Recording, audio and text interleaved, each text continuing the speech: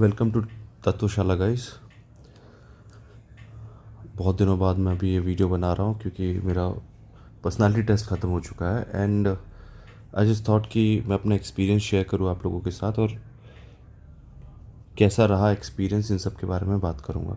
So before that this was the picture I have taken. So आगे देखते हैं experience. Okay, तो मेरा बोर्ड कौन सा था, लेट्स फर्स्ट अंडरस्टैंड। जो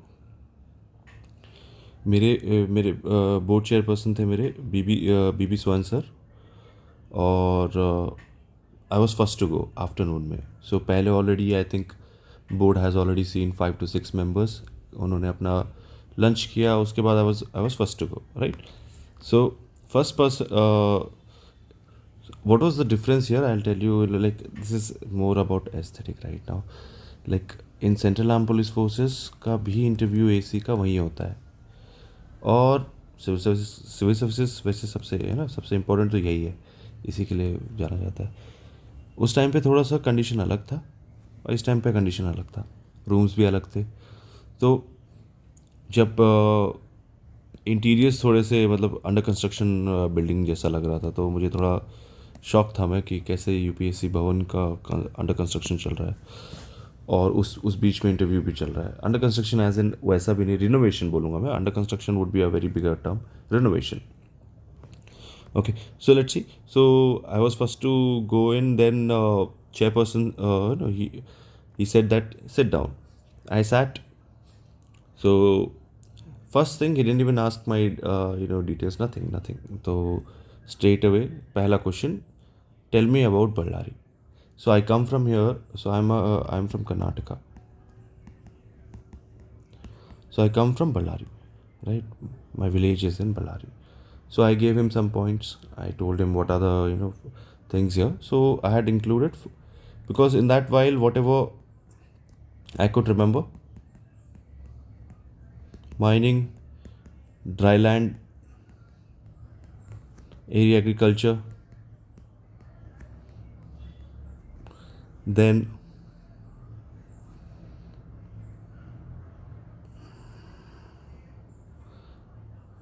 we have one wildlife sanctuary. It's related to sloth bear. So ये साउथ एशिया में ही 2 जगह हैं, right. Second one is in my village actually, and first one is also near 30 kilometres actually, 30 kilometres ये। तो मैंने ये information दिया कि स्लॉथ बेयर का जो साउथ एशिया में जो सेंचुरी है वो इंडिया में 2 जगह है यहाँ पे। And next, like second one is in my town, I know this for sure. फिर मैंने बताया था कि आर्टिकल 371 में ये कवर होता है, 371J में भी कवर होता है, which is called Hyderabad Karnataka, और अभी इसका नाम चेंज होकर कल्याण कर्नाटका हो चुका है, जो कि मुझे पता था, नाम पता था। तो वी विल सी क्या होगा आगे। ओके, ओवरऑल मैं आपको अपना इससे पहले मैं अपना एक्सपीरियंस बता देता हूँ। ओवरऑल कैसा रहा मेरा interview. Already once you have served, आप बोर्ड को आपसे एक्सपेक्टेशंस हाई रहते हैं, ठीक है। जो भी सर्विस पे रहा है, एक्सपेक्टेशंस हाई रहेगा, कोई भी सर्विस पे रहा हो, चाहे वो टीचर रहा हो या आईपीएस भी रहा हो, अपना रैंक इम्प्रूव कर रहा है, या कोई भी हो, गवर्नमेंट में रहा है तो एक्सपेक्टेशन हाई रहता है। So overall I think 90% question को मैंने जस्टिस, मतलब आई हैव गिवन जस्टिस 100%। मतलब जो मेरी क्वालिटीज़ थी I will be discussing, 10% I have here and there,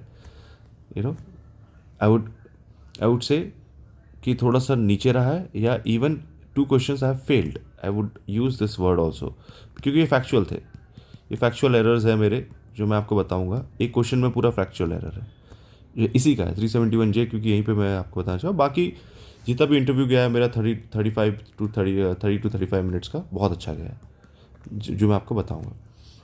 अब क्या मैटर करता है वो तो मैं मार्क्स के बाद ही बताऊंगा, कि क्या फैक्चुअल एरर्स के मार्क्स करते हैं, कि आपकी पर्सनालिटी को देखा जाता है, कि आप कैसे हैंडल कर रहे हो सिचुएशन को, क्योंकि बहुत सारी चीज़ें और स्ट्रेस, मतलब बहुत प्रेशर भी डाला गया था, वो चेक किया जाता है कि टूटेगा तो नहीं। वो नॉर्मल है, लास्ट टाइम भी जो सेंट्रल आर्म पुलिस फोर्स के इंटरव्यू था उस पर भी वो लोग करते हैं, सिचुएशनल बेस्ड क्वेश्चंस बहुत आते हैं। ओके, सो जब मैंने यहाँ बोला था कि 371J में कवर होता है, जो कि it's a special provision given to this, तो next question itself was what is 371J and its importance. तो मैंने बताया कि 371J जो मैंने बताया था कि हैंड होल्डिंग मैकेनिज्म है सेंटर प्लस स्टेट का, राइट, जहाँ पे जो जो जगह है वो 7 डिस्ट्रिक्ट्स है। 7 डिस्ट्रिक्ट्स का नाम लिया मैंने कि कौन से 7 डिस्ट्रिक्ट्स है, और उसमें सोशल इंडिकेटर्स और सारे इंडिकेटर्स, सोशियो इकोनॉमिक इंडिकेटर्स और इवन पॉलिटिकल इंडिकेटर्स सारे पुअर थे। So historically this area was backward because of multiple reason. तो इसको डेवलप करने के लिए विथ ह्यूमन कैपिटल फॉर्मेशन ये लाया गया था। लेकिन जो इसके बाद थर्ड क्वेश्चन सर ने पूछा था, इज इट परमानेंट और टेम्पररी, यहाँ मैंने ब्लंडर कर दिया।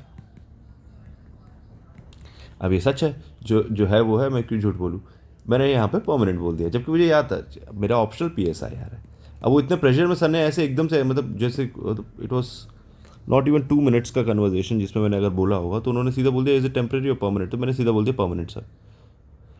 और मुझे बार बार सोचने लग गया मैं इस बारे में कि यार ये गलत बोल दिया क्या, और मैं वापस से रिविजिट करना भी नहीं चाहा कि मैंने रिविजिट किया होता तो पता नहीं क्या होता। तो ये एक तो पूरा एरर है, ये मैं बोल रहा हूँ कि एक रॉन्ग हुआ है मेरा पहला ही, वो भी कहाँ पे हुआ है, चेयरपर्सन के पास हुआ है। सो एक इमेज बनती है जो स्टार्टिंग 5 मिनट्स में, starting 2 okay, the last one factual error, तो पता नहीं कितना फ़र्क पड़ेगा, लेट्स सी।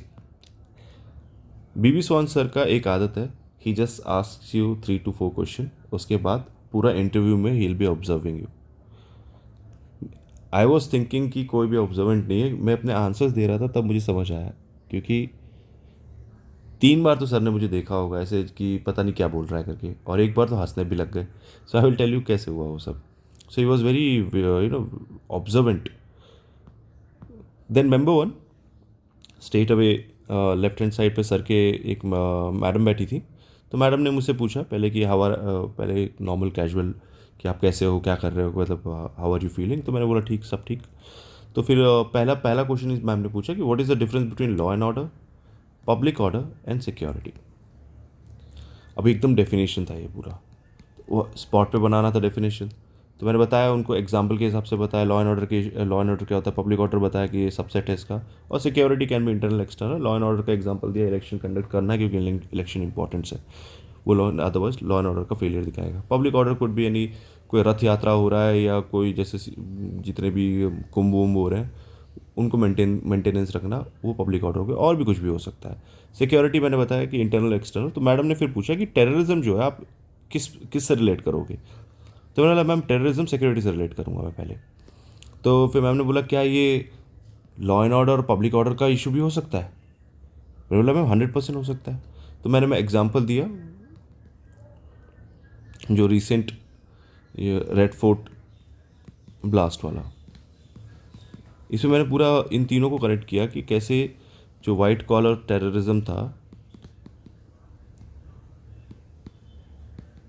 वो कैसे ये तीनों से रिलेटेड है। तो फिर मैडम ने मुझसे नेक्स्ट क्वेश्चन पूछा, ये वैसे ये 5वां नहीं है, ये सेकंड क्वेश्चन था मेरा।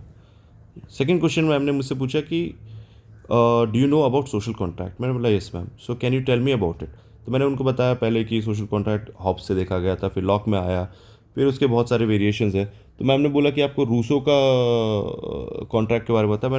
मैंने बोला आई am aware about it ma'am.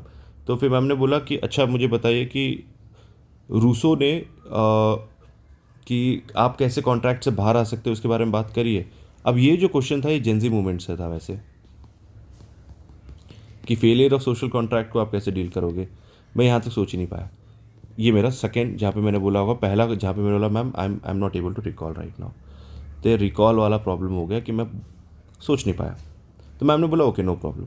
तुरंत एक बेसिक एक चीज़ समझने की बात है कि सारे जितने भी मेंबर्स हैं उनके पास एक क्वेश्चंस बने रहते हैं, they want to ask you multiple question. So I was talking about the social contract, and so I was saying that there are 20 to 25 questions which will, which they have to ask you, even 40, not like you have to explain all the 40 questions, it can be part, sub part and all those things, but ये एक चीज़ समझने की ज़रूरत है कि सबको 5 से 6 question तो पूछेंगे, और वो आपको बस गेज कर रहे हैं कि आप क्या एनालिसिस है, कैसे बोल सकते हो क्या है। तो इस क्वेश्चन के बाद जैसे मैंने सारा बताया कि मैम आज के डेट पे सोशल कॉन्ट्रैक्ट जो जॉन लॉक ने लेके आया था वो तो यूएस के कॉन्स्टिट्यूशन में भी फॉलो किया जाता है, ये सब बताया। फिर मैम ने बोला ओके ठीक है। फिर इसके बाद नेक्स्ट क्वेश्चन पूछा मुझसे, ये आपको वासुदेव कुटुंबकम के बारे में पता है? मैं बोला यस। तो मैम ने पूछा कि आपको ग्लोबलाइजेशन के बारे में पता है? मैं बोला यस मैम। क्या ये दोनों सेम है? तो मैंने यहाँ पे एक्सप्लेन करने के लिए फिर पहले मैंने वसुदेव कुटुंबकम का मीनिंग बताया कि one family and one earth वो वाला जो कॉन्सेप्ट है कि सब सोशल बॉन्डिंग है and it has a spiritual meaning.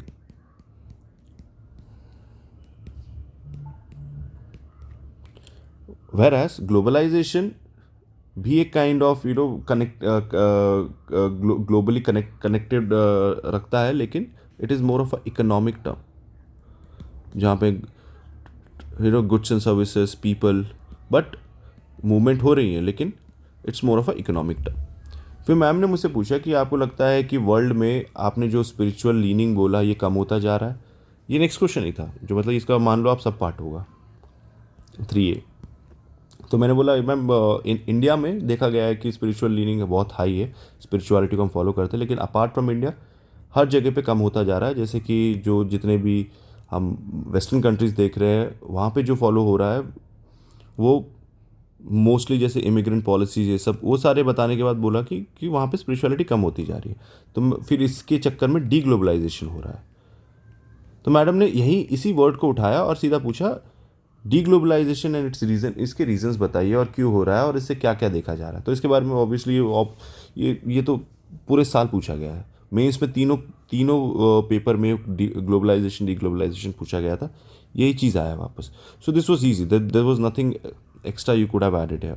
तो इसमें बस मैंने कुछ कीवर्ड्स के लिए मतलब जैसे कल्चरल होमोजेनाइजेशन, डाइवर्सिटी, ये सब वर्ड्स को मैंने ऐड करके फिर बताया कि कैसे प्रॉब्लम क्रिएट हो रहा है। फिर फाइनली मैं फर्स्ट मेंबर का ख़त्म हुआ क्वेश्चन मैम का। फिर सेकेंड मेंबर के मेरे बगल में बैठे थे और सिटिंग अरेंजमेंट कैसी थी, अगर चेयरपर्सन यहाँ बैठा है, एक मैम यहाँ बैठी थी, एक सर यहाँ बैठे थे, मैं यहाँ बैठा था, एक और सर यहाँ बैठे थे और फाइनली यहाँ। तो ये चेयरपर्सन थे और मेरा चला है ऐसे इंटरव्यू, मतलब फर्स्ट सेकंड थर्ड फोर्थ ये मेंबर्स हैं और चेयरपर्सन 5 लोग। सो पहला मेंबर हुआ, चेयरपर्सन मैम ने पूछा, फिर पहले मेंबर ने पूछा, फिर सेकंड मेंबर के पास आया, उन्होंने मेरा पर्सनल इन्फॉर्मेशन पढ़ना मतलब डैफ पढ़ना स्टार्ट किया। डैफ में मैंने आर्मी स्कूल से पढ़ा है, तो उसमें एड्रेस भी लिखा था वैसे कि लास्ट मैंने 10th कहाँ से पढ़ा, बैंगलोर से पढ़ा था। तो उन्होंने पूछा कि आपने आर्मी स्कूल से पढ़ा तो इसमें एड्रेस क्यों नहीं लिखा है, जबकि मेंशन था। तो मैंने कुछ डिबेट करने की कोशिश नहीं करी, मैंने बोला सर मैंने अक्रॉस इंडिया पढ़ा है। तो बोला कि जैसे कि, तो मैंने उन्हें बताया कि अम्बाला, सिलीगुड़ी, भोपाल, भुज। तो सर इतने में ही रुक गए, बोला अच्छा आपने पूरे मतलब हर जगह से पढ़ा है। फिर मेरे कॉलेज के बारे में पूछा जो कि बैंगलोर में ही था, कि ये वीटीयू क्या होता है। तो मैंने उनको वीटीयू के बारे में बताया। उसके बाद बस उन्होंने उतना देखा, फिर जैसे उनको एक क्वेश्चन मिल गया यहाँ पे आर्मी का। और चला कैसे था, पहले आर्मी के क्वेश्चन से ये क्वेश्चन उठा पहला, ये सॉरी हाँ ये एक जो मुझे याद आया मैंने बस ऐसे लिख दिए, लेकिन पहला क्वेश्चन ही ये था कि army service voluntary versus involuntary पूछा गया था मुझसे। और जो वॉलंटरी और इनवॉलंटरी के लिए एक वर्ड आता है, वो वर्ड मुझे अभी भी याद नहीं आ रहा है, तो सर ने वो वर्ड यूज़ किया था। तो मैं तो डर गया था, मैंने बोला यार सब ऐसा इतना टफ क्वेश्चन काहे पूछ रहे हैं भाई, जबकि इतना टफ नहीं था, कोई भी क्वेश्चन टफ नहीं थे बेसिकली। अब मैं जो सोचूं, उस टाइम पे भी मैंने सारे आंसर दिए, जैसे सोशल कॉन्ट्रैक्ट में मुझे पता था जेन ज़ी मूवमेंट, लेकिन मैं बता नहीं पाया क्योंकि उतना मेरे को रूसो का नाम सुनते ही हिल गया। मैं बोला यार इसके तो मुझे कोट्स भी याद नहीं आ रहे हैं अच्छे से, तो इसलिए मैंने शायद उसको कनेक्ट भी नहीं कर पाया कि कोई गैस भी नहीं लेना, वाइल्ड गैस भी नहीं लेना है कि मैं सही हूँ कि नहीं। और जैसे यहाँ पे एक क्वेश्चन, तो ये दो हर मेंबर के पास एक ही क्वेश्चन ऐसा फंस रहा है मेरा जहाँ पे मुझे डर लगने लगा। बोले यार हर ऐसा कोई स्मूथली जा क्यों नहीं रहा है, सब इतना टफ क्यों पूछ रहे हैं मुझसे, तो मुझे ये लगने लगा पहले तो। फिर जैसे सर ने बोला कि वॉलंटरी और एक कुछ पता नहीं इनको कुछ एक वर्ड था, मुझे अभी याद नहीं आ रहा, I will search and let you know guys. तो सर ने जैसे वो वर्ड यूज़ किया तो मैंने बोला sir I am aware about the voluntary army services but I am not aware about the word which you have said. तो sir ने बोला okay I will make it simpler for you, it means involuntary. मुझे अंदर से हंसी आने लग गई। इनवॉलंटरी बोल देता भाई, तो वॉलंटरी क्यों बोला? तो लेकिन वही वर्ड है वैसे उसके लिए। तो मेरे को समझ आ गया सर ने क्वेश्चन क्या पूछा, तो इसको क्या डिफरेंस है। पहले सर ने पूछा कि वॉलंटरी और इनवॉलंटरी सर्विसेज में क्या डिफरेंस है, पहले ये पूछा। तो मैंने वॉलंटरी बताया जैसे इंडिया होता है, और इनवॉलंटरी मैंने इसराइल और साउथ कोरिया का नाम लिया। तो सर ने मुझसे पूछा कि क्या चाइना में भी यही फॉलो होता है इनवॉलंटरी। अब मुझे कोई आइडिया नहीं था, बेसिकली मुझे कोई आइडिया नहीं था इसका। तो मैंने सोचा, फिर मुझे एक न्यूज़ याद आया जो 20, और इस सर को मैंने, क्योंकि बगल में बैठे थे तो मैं अपना अपना टाइम ले रहा था मैं, कि जैसे 3-4 सेकेंड्स तो मैं सोच ही रहा था हर क्वेश्चन को, क्योंकि इतना ऐसे ऐसे क्वेश्चन पूछ रहे हैं एकदम सोचने में मजबूर। तो मुझे एक याद था कि 2020 में जब गलवान वैली क्लैश हुआ था, उस टाइम के न्यूज़पेपर्स में एक न्यूज़ आया था कि जो चाइनीज़ सोल्जर है he was crying,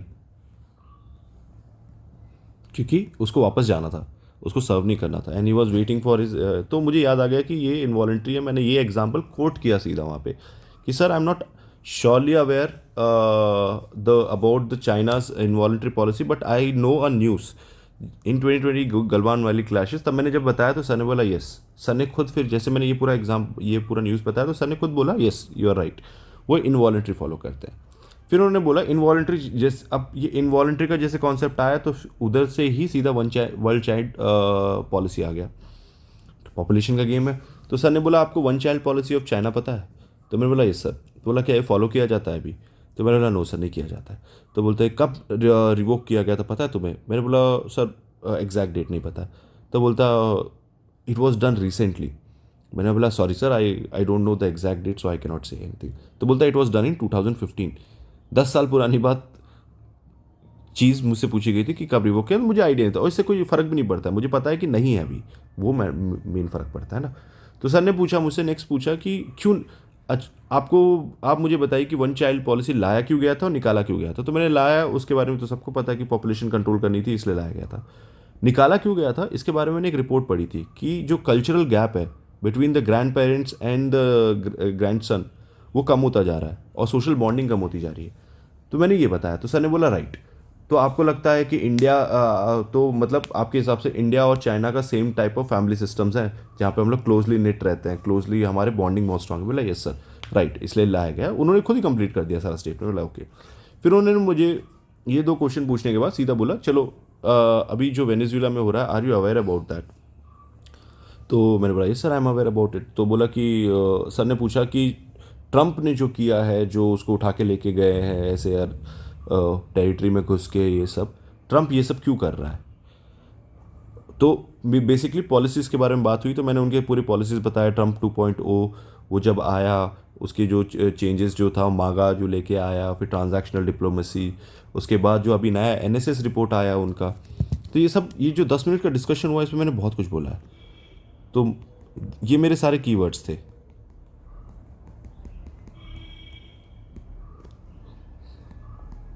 transactional diplomacy, then NSS report, western hemisphere, and finally जब मैंने एक वर्ड यूज़ किया डॉनरो डॉक्ट्रिन, कि ये अभी एक न्यू फॉर्म ऑफ डॉनरो डॉक्ट्रिन को भी बोला जाता है कि अपने वेस्टर्न हेमिस्फेयर को टोटल कंट्रोल में रखा जाए, जो कि रियलिस्ट पॉलिसी। जैसे मैंने डॉनरो बोला 6% सर हंसने लग गए। तो मतलब आप समझो मैं आंसर कहाँ दे रहा था, मैं आंसर इन्हें दे रहा था और यहाँ पे 6% सर बैठे। तो ऐसा है कि जब मैं आंसर दे रहा था तो मैं I have tried at least 5 to 6 times कि मैं सबको देखूँ, जहाँ पे भी क्वेश्चन पूछा जा रहा है, अगर यहाँ पे भी पूछा जा रहा है तो सबको एक बार देख लूँ। ये मैंने 5 से 6 बार किया है। तो मैं तब देख लेता था कौन क्या क्या कर रहा है, कितने इंटरेस्टेड नहीं है। सो जब मैंने यहाँ पूछा तब मेरा मेरा फेस भी इसी तरफ डायरेक्शन था, सर को ही आंसर दे रहा था, क्योंकि सर के इतने फ्रीक्वेंट क्वेश्चन आ रहे थे ना। तो यहाँ से सर ने हंसने लग गए। अब मैं यहाँ देखने लग गया। अब मुझे लगा मैंने कुछ गलत बोल दिया क्या, तो मुझे लगा डॉनरो ही होता है ना कि कुछ और वर्ड है, क्योंकि अब वो डॉनरो डॉक्ट्रिन होता क्या है मैं बताता हूँ। डॉनरो अगर आपने पढ़ा है तो ठीक, नहीं तो नहीं, ठीक है। डॉनरो है Donald Trump plus Monroe doctrine. अब जिसको मुनरो डॉक्ट्रिन पता है तो ठीक, नहीं तो पढ़ लो बस। तो अब जब मैंने ये बोला तो अब ये चीज़ क्या हुआ, जो 6% थे वो क्यों हंसने लगे मुझे अभी पता चला कि जो सेकंड मेंबर है उन्होंने सुबह सुबह जो अर्ली मॉर्निंग, मेरा तो आफ्टरनून था, सुबह सुबह सेकंड मेंबर ने चेयरपर्सन को ब्रीफ किया था डॉन्ड्रो डॉक्ट्रिन के बारे में, और वही सुबह पे कि सर ऐसा ऐसा कुछ हो रहा है, डॉन्ड्रो डॉक्ट्रिन है। तो सर हंसने लग गए। सर ने सीपी ने सीधा सेकंड मेंबर से पूछा, अब बात इन दोनों में हो रही थी, मैं तो बीच में बैठ के बस देख रहा था इनको कि चलो ठीक है देख लेता हूँ क्या चल रहा है। तो ये सर चेयरपर्सन सर ने सेकंड मेंबर को बोला कि अरे सर आपने आज सुबह ही तो बताया था मुझे इसके बारे में। तो अब ये सर को भी तो वापस जवाब देना था। अब ये सर बोल रहे हैं कि सर लड़का सही बोल रहा है, सब कुछ डोनाल्ड ट्रंप सब अपने नाम पे करने वाला है। उन लोगों का डिस्कशन चलने लग गया, हंसने लग गए वो लोग, मैडम भी हंस रही है ये सब। अब मैं वहाँ बैठा हुआ, मेरा इंटरव्यू है, मैं सोच रहा हूँ यार चलो ठीक है ब्रेक मिल गया मुझे। मैं अपने आंसर्स को रिफाइन करने लग गया दिमाग में कि अगर ये पॉज अभी कहीं तो पॉज करेंगे तो फिर से पूछेंगे मुझसे। तो मैं अपना रिवाइज करने लगा, सबको देखते देखते मैं भी हंसने लग गया। फिर फाइनली सर ने बोला अच्छा अच्छा अच्छा चलो चलो, इन लोग की बात खत्म हुई। फिर सर वापस मेरे पास आए, बोला अच्छा हाँ you continue. So I started again again, फिर ये सब बताया कि ये सब हो रहा है, ये सब हो रहा है। और जो रशिया चाइना का जो उनका प्रेजेंस है, और उसके बाद जो वहाँ पे रिज़र्व्स हैं, ऑयल रिज़र्व्स हैं, इन सब के बाद बात होने के बाद सब खत्म हुआ। सिर्फ सर ने बोला आपने मुझे सब बता दिया, आपने एनएसएस के बारे में बता दिया, आपने सब बता दिया, आप मुझे ये बताइए कि what is the main reason जो ट्रम्प कर रहा है, क्यों कर रहा है वो क्यों करना चाहता है ऐसा। मैंने बोला यार सब तो बता दिया यार, अब और क्या बचा इस पर, ऑयल रिजर्व भी बता दिया, सब बता दिया। फाइनली मेरा दिमाग, मैंने यहाँ पे कम से कम 4 से 5 सेकेंड का मैंने ब्रेक लिया, क्योंकि सर ने बोला tell me the main reason. 2 बार स्ट्रेस किया इस पर उन्होंने, बोला ये सब आपने बता दिया, ठीक है सब बढ़िया, मुझे ये बताओ सबसे मेन रीज़न क्या है। मैंने सोचा सोचा सोचा सोचा, उसके बाद मैंने फाइनली डिसाइड किया कि यस याद आ गया मुझे, मतलब आप मेरे हिसाब से तो मुझे लगा मुझे याद आ गया, यही था आंसर वैसे, पेट्रो डॉलर रिलेशन। जो उनका लिबरल इंटरनेशनल ऑर्डर है ये चलता ही डॉलर से, और डी डॉलराइजेशन और पेट्रोल और डॉलर्स को ये अगर हाइफिनेट कर देते हैं तो और ज़्यादा अच्छे से इकोनॉमिक ऑर्डर्स पे कंट्रोल रख सकते हैं। जैसे ही मैंने बोला sir to maintain petro dollar relation, तुरंत सर ने बोला यस, और खुद ही एक्सप्लेन करने लग गए, मुझे कुछ बोलने की ज़रूरत नहीं थी, वो खुद ही एक्सप्लेन कर रहे थे मुझे। So it was more of a conversation, कि ऐसा नहीं है कि वो मुझसे ही जानना चाहते थे। सेकंड मेंबर वाज मेरा अभी तक का सबसे सही मुझे लगता है सेकंड मेंबर और थर्ड मेंबर के पास मेरा इंटरव्यू अच्छा गया होगा, क्योंकि इन्होंने बहुत टाइप के क्वेश्चंस पूछे मुझसे। So first and second was like engine गर्म हो ही रहा था, ऐसा लग रहा था। सो यहाँ पे पेट्रो डॉलर पूछा, सर ही खुद बता रहे हैं पेट्रो और डॉलर को आप हाइफनेट कर सकते हो और अच्छे से कंट्रोल कर सकते हैं, और इसीलिए किया जा रहा है, यूर राइट, बस ख़त्म। यहाँ पे उन्होंने बोला, और वो स्माइल देके सीधा उन्होंने बोला यस, हाथ दिखा दिया मेंबर 3 पे कि मेंबर 3 यू टेक ओवर अभी। तो मेंबर 3 यहाँ बैठे थे, कहाँ थे ये हमारे यहाँ क्वेश्चन हो गया, यहाँ क्वेश्चन हो गया, यहाँ हो गया, यहाँ हो गया, यहाँ हो गया। अभी यहाँ से सर ने सीधा हाथ दिखा दिया आप पूछो, अब मेरी मुंडी यहाँ से यहाँ मुंडी मुड़ गई तो लेकिन एक चीज़ है जो मैं चीज़ देख रहा था कि इन सब में सबसे ज़्यादा ध्यान कोई मेरी बातों को सुन रहा है तो ये है। मैं तो सोच रहा सीपी सर सुन नहीं रहे, लेकिन वो जैसे डॉन्ड्रो डॉक्ट्रिन हुआ तभी मैं समझ गया सर बहुत अच्छे से सुन रहे हैं बातें। और ये बंदे को तो मैं देख ही रहा था कि बगल में बैठे हैं सर, कि बहुत कान लगा के सुन रहे हैं मेरी बातें। So let's see third member ने क्या क्या पूछा। सो थर्ड मेंबर कंटिन्यूड, उन्होंने सीधा बोला let's continue the same conversation. मैंने बोला ओके, मेरा आंसर सीधा ओके था। उन्होंने पहले पूछा वेनेजुएला का जो पहला क्वेश्चन वेनेजुएला पे ही था, लेकिन उन्होंने पूछा कि यूएस ने जो किया है क्या ये सही है, इज इट राइट। तो मैं तो फिर उस टाइम पे मैंने मैंने यूएन चार्टर्स के बारे में बताया कि यूएन चार्टर में आर्टिकल 2 जो बोलता है आप किसी को अटैक नहीं कर सकते हो, लेकिन आर्टिकल 51 भी कुछ बोलता है कि आप सेल्फ डिफेंस में अटैक कर सकते हो। और यूएस बोलता है कि नार्को टेररिज्म के चक्कर में हमने उनको अटैक किया है। सेल्फ डिनायल, अनेबल एंड अनडिनायल, एक अनेबल एंड अनडिनायल डॉक्ट्रिन है, एक यूएस की खुद की बनाई हुई है ये। इसके बारे में बताया कि सर उसमें उन्होंने अटैक किया है, जबकि ये गलत है, टोटली गलत है। क्योंकि it goes against the sovereignty of a country. So base क्या बनाया था? Narco terrorism. इस बेस को बना के उन्होंने अटैक किया था. तो फिर सर ने मुझसे पूछा कि नेक्स्ट क्वेश्चन पूछा कि इंडिया का क्या स्टैंड है. इंडिया ने कोई कमेंट किया है इस पे जो हुआ है? तो तब तक रिपोर्ट में ऐसा कुछ आया नहीं था. न्यूज़पेपर जो लेटेस्ट न्यूज़पेपर था उसमें यही लिखा गया था कि इंडिया ने सिर्फ बोला है कि उन वेनेजुएलन पीपल के लिए सपोर्ट दिखाया है कि उनके लिए इंडिया खड़ा है, लेकिन फॉर लीडर्स ऐसा कुछ स्टेटमेंट नहीं दिया था. तो फिर नेक्स्ट क्वेश्चन सर ने पूछा मुझसे कि इंडिया के लिए कोई फ़ायदा है इससे कि यूएस ने वेनेजुएला को मतलब प्रेसिडेंट को उठा लिया है, they will be controlling the whole affair. तो मेरे लगता है डेफिनेटली इंडिया के लिए फ़ायदा है इकोनॉमिक टर्म्स में. तो मैंने फिर सर ने बोला कि अच्छा तो बताइए क्या क्या है. तो वही पहले क्वेश्चन पे ही इतना सब चल रहा है. तो मैंने उनको फिर बताया कि सर ओएनजीसी विदेश वहाँ पे है, जो बहुत सालों से हमारे इन्वेस्टमेंट ऑलरेडी है. कुछ दो से पता नहीं, कुछ मैंने एक रिपोर्ट पढ़ा था, कुछ मिलियंस ऑफ डॉलर्स हम लोग ने इन्वेस्ट किया हुआ है, लेकिन वो रुक गया क्योंकि पहले हम वेनेजुएला से लेते थे, फिर रुक गया वो लेना. लेकिन अभी जब यूएस ने कंट्रोल कर लिया है तो यूएस के अंडर हम लोग अपने ओएनजीसी विदेश या और वैसे भी यूएस का तो यही है कि रशिया से कम करो. तो ये सब मैंने बताया कि यूएस से हम ऑलरेडी बाई कर रहे हैं, 10% ऑलरेडी हो चुका है.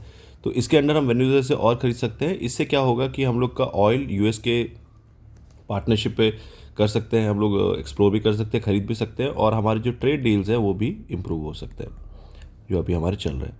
तो सर ने बोला चलो ठीक है. फिर नेक्स्ट पूछा सर ने क्वेश्चन कि USA is coming closer to Pakistan, why. तो आपने देखा होगा कि रिसेंटली कि फोकस भी शिफ्ट हो गया है. उन्होंने सीधा बोला, आपने बोला एनएसएस, वो मेरे को ही कोट कर रहे थे कि आपने लास्ट कन्वर्सेशन में एनएसएस के बारे में बताया, और आपने बताया भी कि वेस्टर्न इंडो पैसिफिक से वेस्टर्न हेमिस्फेयर में पूरा फोकस शिफ्ट हो गया है. तो यूएस पाकिस्तान के पास क्यों जा रहा है? ऐसा क्या है पाकिस्तान के पास? तो मैंने उनको बताया कि सर जैसे कि मैंने आपको बताया था कि ट्रम्प 2.0 ट्रांजैक्शनल डिप्लोमेसी को फॉलो कर रहा है. ट्रांजैक्शनल डिप्लोमेसी के अंडर पाकिस्तान से उनको बहुत सारे फ़ायदे हैं.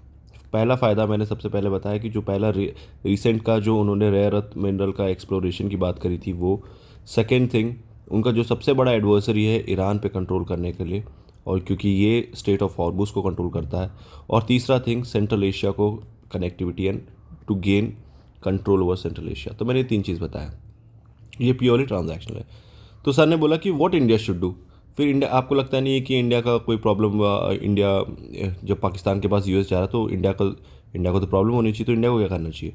तो मैंने सारे पर्सपेक्टिव से बताया कि हम लोग डाइवर्सिफाई कर रहे हैं हर लेवल पे डाइवर्सिफाई कर रहे हैं, not just value chain but also the markets. तो मैंने उनको बताया कि मार्केट्स में हम लोग भी इतना डाइवर्सिफाई कर रहे हैं, और प्लस रिवाइव हम लोग ने रिसेंटली अपना चाइना के साथ भी रिवाइव कर लिया है बहुत हद तक. तो that's a part of diversification. और हमारे लिए सबसे ज़्यादा इम्पॉर्टेंट है नेशनल इंटरेस्ट, और उसके लिए हम लोग फॉलो करते हैं strategic autonomy and multi alignment, जो हम लोग हरदम फॉलो करते रहेंगे. तो मैंने ये आंसर बताया. तो उसके बाद सर ने बोला ओके फाइन. मतलब उनको बस जानना था कि मैं क्या बात करूं. तो आप ये देख सकते हो कि अभी तक सिर्फ यहाँ से जो वेनेजुएला से चलता आया, ये सिर्फ आईआर चल रहा है. पहले मैडम ने मुझसे थ्योरी पूछे, सेकेंड थर्ड ने आईआर पूछा, ओके. और थर्ड मेंबर मतलब जो मेंबर्स, सेकेंड मेंबर ने मुझसे थ्योरी पूछे थे, थर्ड और फोर्थ मेंबर ने मुझसे आईआर पूछा था, और फोर्थ मेंबर ने फिर मुझसे बोला कि अविनाश क्या आप इकोनॉमी पे हम लोग कुछ बात करें अभी. तो मैंने बोला श्योरली सर, आप पूछ सकते हैं इस पर. तो सर ने मुझसे बोला कि अभी हम देख रहे हैं कि रुपी स्लाइड कर रहा है डॉलर के अगेंस्ट, क्या रीज़न्स है, ऐसा क्यों कर रहा है? तो मैंने बोला सर मल्टीपल रीजन्स है, लेकिन सबसे इंपॉर्टेंट रीज़न है कि फेड रेट्स जो है वो हाई करने के चक्कर में बहुत सारे एफ.पी.आईज़ एंड एफ.आईज़ बाहर जा चुके हैं, यूएस में पार्क हो गए क्योंकि उनके इंटरेस्ट बेटर है. और दूसरा है इम्पोर्ट एक्सपोर्ट. इसमें जो वोलेटिलिटी है उसके चक्कर में प्राइसेस हमारे डिप्रिशिएट हो रहे हैं रुपीज़ के. तो और भी बहुत सारे रीज़न, लेकिन ये दो मैंने सबसे इंपॉर्टेंट रीज़न दिए. तो उन्होंने बोला ठीक है. तो फिर बात हुई कि ये एक्सपोर्ट इंपोर्ट पे आपको लगता नहीं है कि इंपोर्ट ही ज़्यादा कर रहे हैं, एक्सपोर्ट कम कर रहे हैं, तो इंडिया को क्या फ़ायदा होगा? तब मैंने उनको बताया कि सर हमारा एक्सपोर्ट सिर्फ 20% ऑफ आवर जीडीपी है, और उसमें भी, और फिर मैंने उनको स्टैट्स भी दिए कि सर उसमें भी 1/4 गोज़ टू यूएस, और इसमें 1/5 पे टैरिफ लगाया. तो that comes up to 1% of the GDP. Only 1% of the, तो इस पूरे 20% में 1% पे टैरिफ लगा है, मैं ये बताना चाह रहा था, और ये 20% ही कंट्रीब्यूट कर रहा है। तो बेसिकली हम लोग कंजम्पशन लेड इकोनॉमी है। तो लेकिन फिर भी हमको डाइवर्सिफाई करना पड़ेगा, क्योंकि यही यही एक रूट है। तो सर ने बोला कि अच्छा मुझे बताइए, कंजम्पशन वर्सेस एक्सपोर्ट के क्वेश्चंस फिर उठने लगे कि एक्सपोर्ट जब मनी डिप्रिशिएट कर रहा है तो क्या एक्सपोर्ट को फ़ायदा होगा। तो बेसिक इकोनॉमिक क्वेश्चन था। मैंने बोला ये सर शॉर्ट टर्म में पक्का फ़ायदा होगा। तो फिर बोला कि फिर मुझसे पूछा कि कंजम्पशन के लिए इंडिया क्या क्या कर रहा है। पहले उन्होंने मुझसे आरबीआई की पॉलिसी पूछी, तो मैंने बोला सर रेपो रेट्स कम हो गए, तो ये सब बोला। फिर उन्होंने पूछा अच्छा गवर्नमेंट क्या कर रहा है, गवर्नमेंट का कुछ बताइए कंजम्पशन के लिए। तब मैंने यहाँ पे बताया कि सर लास्ट लास्ट बजट पे इनकम टैक्स को 12 लाख कर दिया गया था, और नाउ जीएसटी 2.0 आ गया है, जिसमें 5 एंड 18 के रेट्स है, और मैक्सिमम रेट्स जो कंजम्पशन के हैं 0 एंड 5 में जा चुके हैं। मैक्सिमम 0 पे है और कुछ 5 पे है। तो this has led to more consumption. तो फिर उन्होंने फिर नेक्स्ट बोला कि ओके ठीक है, फिर यहाँ पे हमारे इकोनॉमी के क्वेश्चन खत्म हो गए। अब नेक्स्ट मुझसे पूछा ये क्वेश्चन, पहले पहले उन्होंने मुझसे ये पूछा कि आप सीआरपीएफ में असिस्टेंट कमांडेंट थे, तो आपने सर्विस तो दी होगी। मैंने बोला ये मैं अराउंड 2 ईयर्स था। तो उन्होंने बोला कि आपने सीआरपीएफ क्यों छोड़ा, पहला क्वेश्चन ये क्योंकि वहाँ पे लिखा हुआ था, तो आपने सीआरपीएफ, तो मैंने उनको एक्सप्लेन किया। मैं अपने पूरे ये सब, तो ये चीज़ थी जो आपको प्रिपेयर करके जाना ही होगा, क्योंकि ये लाइमलाइट में आएगा ही आएगा। तो मैंने उनको रीजंस बताए, तो उन्होंने डायरेक्टली फिर बोला ओके ठीक है। फिर बताया कि अच्छा मुझे बताइए नक्सल हिट एरियाज़ कौन से हैं अभी। तो उन्होंने पहले मुझसे बोला कि मोस्ट अफेक्टेड नक्सल हिट डिस्ट्रिक्ट्स कितने रह गए। तब मैंने पढ़ा हुआ था, तो उसी टाइम के न्यूज़पेपर में आया था, मैंने 3 था, और बाकी 11 मुझे याद था कि अफेक्टेड है, 11 या 18 कुछ थे। तो मैंने 3 बोला, तो सर ने बोला 3 ही है। मैंने बोला सर मोस्ट अफेक्टेड डिस्ट्रिक्ट 3 ही है, और बाकी 11 या कुछ अफेक्टेड डिस्ट्रिक्ट्स और है, 11-18। तो सर ने बोला कि आप इन 3 का नाम ले सकते हो। तो मैंने बताया सुकमा। दूसरा मैं जब तक मैं सोचता, सर ने खुद बता दिया, बोला सुकमा। और फिर जैसे मैंने सुकमा बोला, सर ने खुद सेकंड थर्ड बता दिया, बीजापुर और नारायणपुर बता दिया, खुद ही बता दिया। फिर इधर यहाँ पे 4th मेंबर के साथ मेरा इंटरव्यू खत्म हुआ। फिर फाइनली 5th मेंबर के पास गया, मतलब जो लास्ट मेंबर बैठा था। अब ये सर थोड़े से क्रिटिकल थे। इन्होंने बहुत, मतलब होता है ना कि प्रेशर, क्योंकि अभी तक किसी ने प्रेशर क्रिएट नहीं किया था। चारों चारों लोगों ने बहुत कामली पूछा, ख़त्म किया। इन्होंने मुझसे पहला क्वेश्चन पूछा कि कल्याण कर्नाटका जो 371J है, इसको कल्याण क्यों बोला जाता है। मुझे कोई आइडिया नहीं था, ऐसा हवा भी नहीं था मुझे तो बताइए इस सब का कि क्यों बोला जाता है। और अच्छा है मैंने कोई वो भी नहीं लिया कि फ्लूक गेस भी नहीं लिया इस पर कोई। मैंने सीधा बोला sir I am aware about that Kalyan Karnataka was earlier Hyderabad Karnataka which was under 371J, which was itself 371J, but I am not sure why the name was change to Kalyan Karnataka. तो मैंने एक्सप्लेन किया कि मुझे पता है कि सर ये है क्या, लेकिन क्यों किया गया था ये नहीं पता मुझे। तो उन्होंने बोला आपको नहीं पता है। मैंने बोला सर नहीं पता, I have to read about it. बोला ठीक है। तो मुझे थोड़ा बुरा लगा कि यार ये तो पता होना चाहिए था, लेकिन फिर बाद में मैंने इंटरनेट पे जाके चेक किया, तो बसवा कल्याण मतलब कुछ है, एक हिस्ट्री है इससे, वो हिस्टोरिकल पर्सपेक्टिव से नाम चेंज किया गया था। मुझे अंदर का मटेरियल पता था कि क्या है, what does it do, why this was change, and it was change in 2019, political move था एक। तो जो भी रीज़न था मुझे नहीं पता था, that's all I know, and I said कि मुझे नहीं पता है। फिर सर ने फिर मुझे बोला अच्छा चलो ठीक है, मुझे ये बताइए कि reason behind north and south Karnataka disparity. जो कर्नाटका है कुछ ऐसा ऐसा पता नहीं कैसा दिखता है, रुको, कुछ इस तरीके से दिखता है कर्नाटका। तो ये जो पार्ट है ना पूरा, और ये पार्ट, ये है जो हैदराबाद कर्नाटका का है, और ये पार्ट आपको बैंगलोर मैसूर ये सब आ जाएगा आपका इस पार्ट पे। तो नॉर्थ साउथ कर्नाटका में इतनी डिस्पैरिटी क्यों है, ये क्वेश्चन था। तो मैंने उनको बताया कि ये रिसोर्स कर्स एरिया है, यहाँ पे सब कुछ मिलता है लेकिन बंटता नहीं है, और सबसे मेन कुछ लोगों के पास बहुत ज़्यादा वेल्थ है, तो इक्विटेबल डिस्ट्रीब्यूशन ऑफ वेल्थ हुआ नहीं कभी। तीसरा, लोग अवेयर नहीं है उनके राइट्स के बारे में टोटली, कि क्या क्या स्कीम्स है, गवर्नमेंट है, ये सब है। एंड फोर्थ, फाइनली गवर्नमेंट की एपैथी समवेयर, कि जहाँ पे काम नहीं हो रहा है। तो सर ने बोला सेकंड, इसके बाद ही सीधा क्वेश्चन आया, डू यू थिंक कि गवर्नमेंट फेल हो गया टू डू जस्टिस कर्नाटका। मैंने बोला डेफिनेटली फेल तो नहीं हुआ है सर, लैग हुआ है। मैंने सीधा बोल दिया फेल नहीं हुआ, और मैंने वो एग्जाम्पल भी बोला कि sir even I belong from the same area, so definitely sir if I am sitting here that itself means sir कि फेल तो नहीं हुआ है। क्योंकि एक इंसान भी अगर इम्प्रूव हुआ है तो दैट मीन्स कि कुछ ना कुछ तो हुआ है।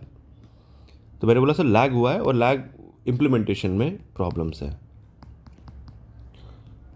तो फिर सर ने बोला अच्छा ठीक है, आप मुझे बताओ अगर आप डीसी होते हो उस एरिया के तो मुझे 3 प्रॉब्लम और 3 सलूशन बताओ। तो मैंने 3 प्रॉब्लम को मैंने बेसिक सबसे बड़े बड़े एरियाज़ में रखे, एजुकेशन, जॉब्स और एग्रीकल्चर। ये सबसे बड़े मैंने 3 पे रखे और मैंने बोला सर सबसे बड़े 3 प्रॉब्लम्स हमारे एरिया के एजुकेशन है। तो एजुकेशन बोला एजुकेशन में क्या करोगे? बोला सर जो हमारे जो स्कूल्स हैं उन सबको रिवाइव करने पड़ेंगे और गुड टीचर्स की ज़रूरत है। तो उन्होंने बोला गुड टीचर्स तो कहीं भी मिल जाएंगे, और बताओ। मैंने बोला सर फिर जॉब्स पे, बोला जॉब्स पे क्या करोगे? बोला बताओ। तो मैंने जॉब से बताया कि सर मैंने अपने एरिया का ही नाम बताया कि वहाँ पे सारे के सारे शुगर केन वर्कर्स हैं, मतलब बेसिकली मेरे सारे के सारे जो गांव के लोग हैं they are not educated, so they work in sugar cane factories, मतलब शुगर केन कटिंग या लेबरर्स है ये लोग, प्लस गोवा में मीनियल जॉब्स कर रहे हैं। मैंने ये सब बताया कि तो सर इनको जॉब्स उधर ही देना की ज़रूरत है, उसके लिए स्किलिंग अपस्किलिंग की ज़रूरत है इनको। और तीसरा फिर बोला एग्रीकल्चर, तो एग्रीकल्चर में बताया सर ड्राईलैंड एरिया एग्रीकल्चर है तो इरीगेशन की फैसिलिटीज़ प्रोवाइड करनी बहुत ज़रूरी। तो उन्होंने बोला इरीगेशन कहाँ से लाओगे? तो मैंने बताया कि सर वहाँ पे तुंगाभद्रा रिवर है, 40 किलोमीटर्स पे तुंगाभद्रा रिवर है और डैम है। तो बोला मैं वहाँ से सर प्रोवाइड कर सकते हैं। तो बोलता कैसे करोगे? बोला सर वेरियस मीन्स है। तो मैंने बोला कि लिफ्ट इरीगेशन। तो उन्होंने बोला कि आपको पता है कितना, नहीं उन्होंने बोला कि कितना हाइट है आपको पता है डैम का? तो मैं बोला सर हाइट कितना भी हो, पॉसिबिलिटी तो 500 किलोमीटर तक का भी है, लिफ्ट इरीगेशन कर रहे हैं 500 किलोमीटर तक, जो कर्नाटका के बहुत सारे गवर्नमेंट्स कर रही है। तो मैंने बोला सर लिफ्ट इरीगेशन एक पॉसिबल वे है। तो बोला और क्या करोगे एग्रीकल्चर में? तो मैंने उनको बताया सर एग्रीकल्चर में सिर्फ प्रॉब्लम यहाँ नहीं आता है, मल्टीपल क्रॉप रोटेशन और जो है वो बहुत बड़ी प्रॉब्लम है हमारे एरिया में बिकॉज ऑफ इरीगेशन। और उससे भी बड़ा प्रॉब्लम है कि यहाँ पे जो जो स्लॉथ बियर सेंचुरी है ये सारे के सारे क्रॉप्स को खा जाते हैं। सो मैन एनिमल कॉन्फ्लिक्ट है, उस चक्कर में गांव वाले लोग और कुछ उगा ही नहीं पा रहे जो रिम्यूनरेटिव हो। तो उसके लिए हम लोग को कुछ ना कुछ करना पड़ेगा। फिर उन्होंने बोला और क्या करोगे? तो बोला सर रीजनरेटिव एग्रीकल्चर के बारे में हम लोग को फोकस करना होगा क्योंकि climate change is a real thing. तो उन्होंने पूछा रीजनरेटिव क्या है, एग्रीकल्चर क्या होता है? फिर मैंने उनको बताया, फिर बता अच्छा और बताओ और बताओ। तो वो प्रेशर डाल रहे थे। तो मेरे एक पॉइंट के बाद थक गया मैं, इतना सब बोले वाले। बोला sir sorry sir now I think this is it. मैं और खींचने की कोशिश नहीं किया इसके बाद। फिर उन्होंने बोला चलो ठीक है। फिर उन्होंने फिर नेक्स्ट क्वेश्चन पूछा do you regret living CRPF? ये पूरा प्रेशर वाला क्वेश्चन था। तो फिर मैंने बोला कि नो सर। तो जब मैंने नो बोला ना तो चेयरपर्सन सर मुझे देख रहे थे, उन्होंने देखा, सीधा देखा और सुनना चाहते थे क्या बोलेगा अभी। तो मैंने बताया उनको फिर ऐसा ऐसा है, जो भी ये सब कुछ मैं प्रिपेयर करके गया था कि ऐसे ऐसे कोई क्वेश्चन आएगा तो आप बता देना क्या है। उनको कोई लेना देना नहीं है, पूरा ही एरर नहीं करके आ सकते हो। अगर आप पूरा मतलब किसी चीज़ को तो आपको रखना पड़ेगा ना ऊपर, अपने आप को रखो या इंस्टीट्यूशन को रखो, बस इसका गेम था। मैंने इंस्टीट्यूशन को ऊपर रखा आगे।